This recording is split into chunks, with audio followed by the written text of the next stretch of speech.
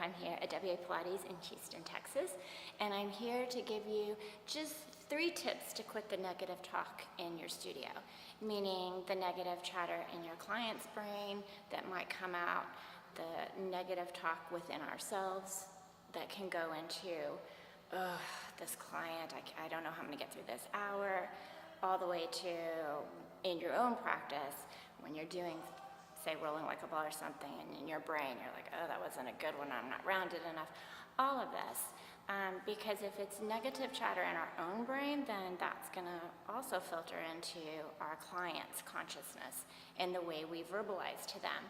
So you have those clients that come in and they're the ones that just beat themselves up. I didn't do that right, I'm so sorry, I can do better, can I do it again? Oh, I'm too fat, I'm too thin, my legs are this, my arms are this, I don't look, I can't do that, I can't do that. All of that, them saying, sorry, we don't want that. We want the clients to come in, feel accomplished, feel like I can do this, and look what I just did. Also, how as teachers can we help that client in that respect and help them every time they come in to change that mode of thinking? Because if they change that mode of thinking in your studio with you, then that's going to filter out into their everyday life, which is what Joseph Pilates wanted anyway. Everything you do in the studio helps you outside there in the real life. And also, how as teachers can we stop that negative chatter in our own brain? Things from, kind of looking at your schedule and like, oh my gosh, I don't know if I can make it through this hour. Or, oh my gosh, that in my own practice, this rolling like a ball. What happened? It was bad. I can do better. I can't do that. We all have that in our life. And how do we as teachers not only not do that ourselves, but reflect that and help the clients not do that as well, or pick up from us that they're doing that. So I just have kind of 3 little tools you can use in terms of your client and your own teaching. In regards to the client, using words and just turning that chatter around and the talk that you do with your client will change kind of the response they give back. So instead of saying things, no, can't, don't, and simple things such as a setup. I know you've probably had those clients where you say, okay, we're gonna kneel here, hands are here, feet are here, we're gonna do our knee stretches, tiger stretch, round back, and they nod, and they stand on the apparatus, and it's like, no, just stop there. So just saying something as simple as, oh, we're gonna kneel, instead of saying, no, don't do that, just say, oh, we're gonna kneel, or oh, we're gonna lie down, so that they're like, oh, okay, that's what we're doing. Instead of in their mind, they're going, oh, see, I screwed up. She told me to kneel, and I stood. I messed up. I'm so sorry. Instead, it's this, oh, okay, this is what we're doing. Simple thing like that.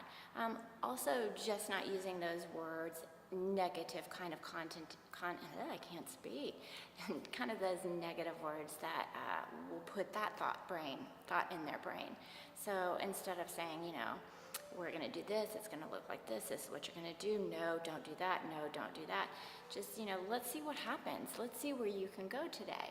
Let's see what we accomplish together. And that just gives them this freedom to know, okay, it doesn't have to be perfect. I can make a mistake, even though they're not going to know, because you're not going to sit there and, no, don't do that, no, don't do this. So that all kind of filters in. And over time, you'll see that chatter for them stops, because they start to feel accomplished. They start to feel like they can do things for themselves. And that's what we want.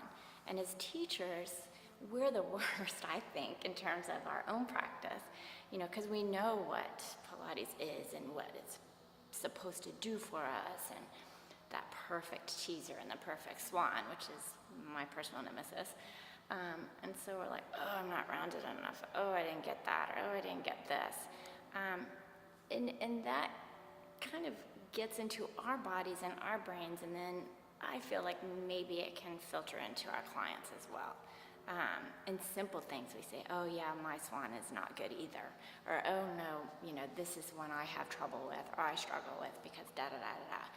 But just kind of giving ourselves that freedom that we want our clients to have in our own practice. When you do some things like, wow, I got as rounded as I could today and it felt good. Or, I really focused on really trying to lift my chest and really trying to lengthen, and look where I got today. All of that can stop that negative chatter in the studio, and that's what you want. You want people to come in and really feel good about what they're doing. So again, stopping that negative chatter, we've got number one, just using positive words in terms of setup, in terms of what their movement is, in terms of when they leave.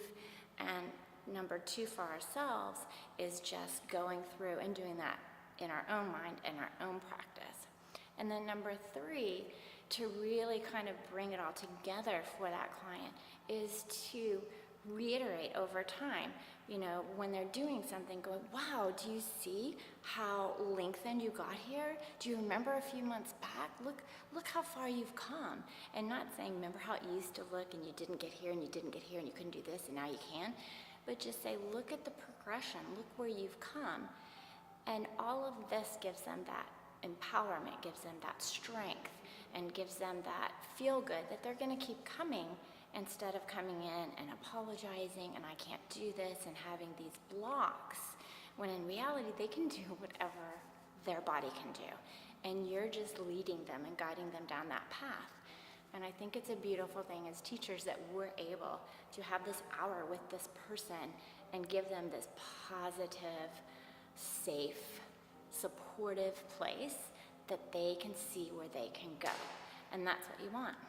So those are my 3 tips on how to stop that negative talk in the studio, and I hope they help. And if you have ones, I'd love to hear. Okay, have a great day.